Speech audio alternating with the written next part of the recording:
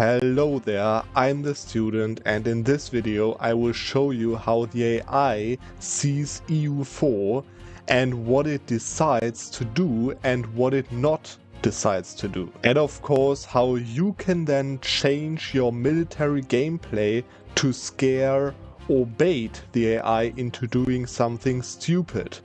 Or in other terms, here is everything you need to know to exploit the AI to your advantage.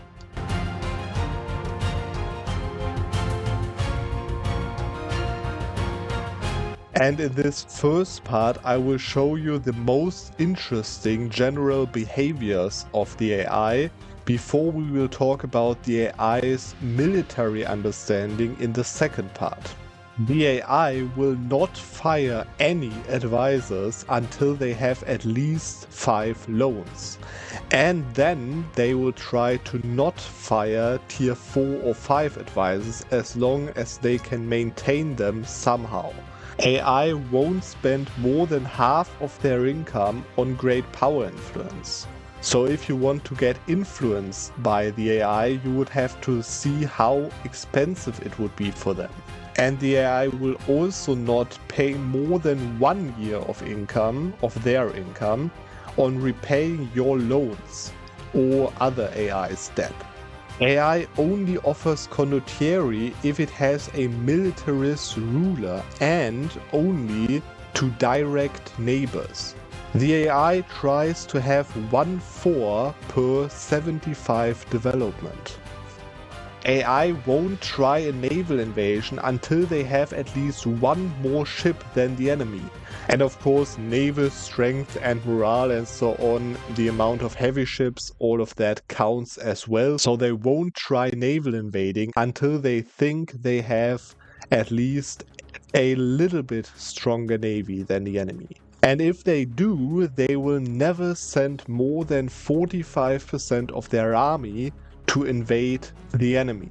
But of course, if they fight several nations that they need to invade, they could of course still have no army left in their homeland, as they send 45% to one nation, 45% to the other nation, which is what happens often in the game with the Spanish AI conquering some natives in America.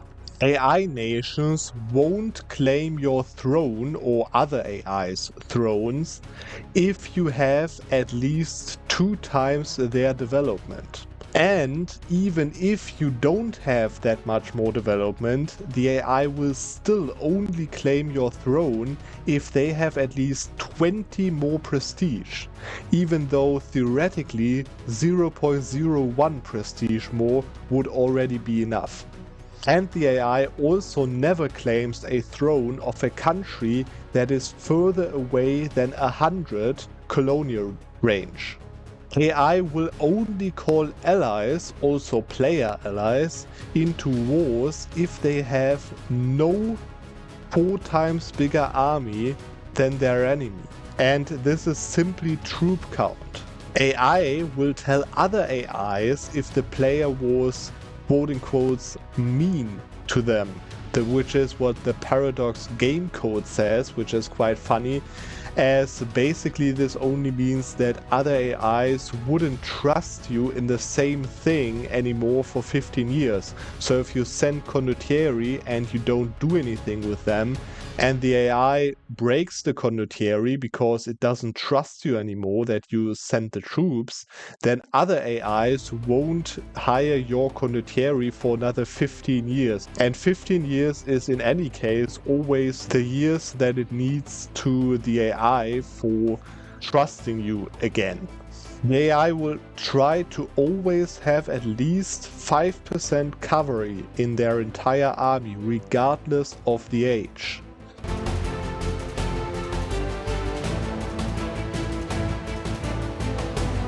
And with that fact, we are already talking about the AI's military understanding of EU4, and trust me, there are some really interesting things going behind the 1s and 0s in their artificial brains. So let's start with the more interesting part of this video. So for example, the Paradox programmers implemented a weight system for the AI to use, which ranks every military modifier in terms of the value and the threat that the AI sees in them. And in terms of the oldest question of all, morale or discipline, the AI thinks actually that discipline is 50% better than morale. And Paradox says the reason for that is that it affects both casualties and morale, whereas morale, of course, only affects morale.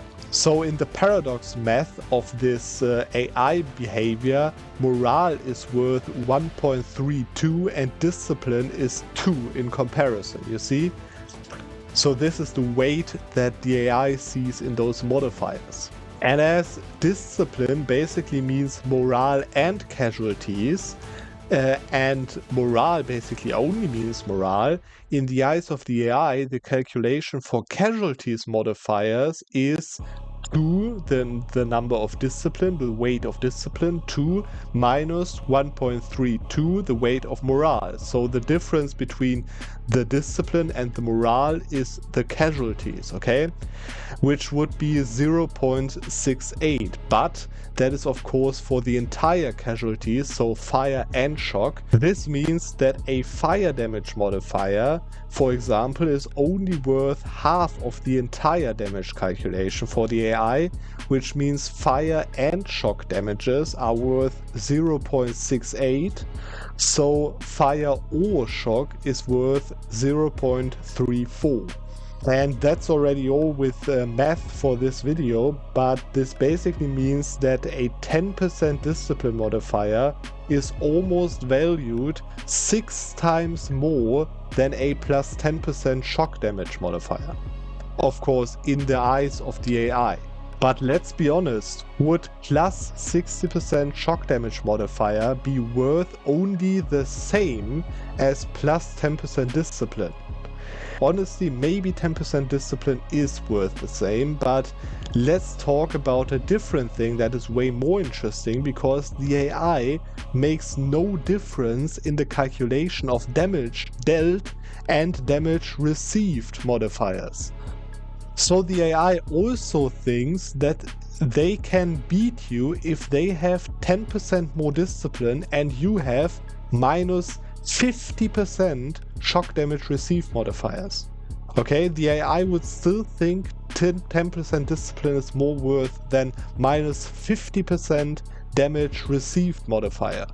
But in reality, of course, minus 50% shock or fire damage would be based on the tech level, of course. Shock is more relevant early techs and so on. Mean about minus 25% total damage taken in battles. Less, of course, 25% less damage all over the battle around, okay? Whereas plus 10% discipline only means plus 10% more damage dealt. And of course a little bit morale damage, but it is not worth minus 25% total damage, okay? So because of the exponential effect of stacking negative modifiers, okay, that I think all of you know by this time, it lets the AI misunderstand the reality of the modifiers in game. So if you want to outsmart the AI by baiting them into a good battle for you and a good war for you, you should use negative combat bonuses like drilling, for example, which does minus 25% damage modifier on both phases, more than discipline modifiers, because discipline is the thing that the AI values the most out of every modifier. But let's go on, because the AI also thinks that plus 1 dice roll bonus makes it 30% stronger. So keep that in mind when standing on a mountains province, for example, and waiting for them to attack you. And the AI wants to think that it is 20% stronger than their enemy before they even decide to start a battle, okay? And all of those calculations of how much discipline they have compared to you and so on, all of that matters. So if they calculate all of those things together and then they think they are 20% stronger than you, then they'll start a battle against you. Last but not least comes a very interesting fact that is going to help a lot of you, I'm pretty sure, because the AI still sees your units even if you move them back into their fog of war, so into your mainland, for example, where they can't see those provinces. Which basically means at least 2 provinces away from their lands or armies, okay? Because they can see everything like that is 1 province away from their perspective. But, very important, the AI has a 1% chance per day to forget that unit that you moved into the fog of war. Okay, which means that on an average of 100 days that you moved your army into your mainland, for example, hiding it from the AI, on an average of 100 days, the AI won't know that this unit ever existed. So you just have your army sitting behind the front line. Of course, besieged provinces of the enemies, they can still see them. But you just have to hide your army for an average of 100 days, which is around 3 months, of course. And then the AI won't know anymore that this unit ever existed, so that you can then start a surprise maneuver with them, surrounding the enemy and attacking them from behind. So I really hope you can use some of those facts to your advantage, because I think there were some really interesting things that I told you in this video. But anyways, I hope you enjoyed the video for today, and we are going to see, as always, on the next Monday.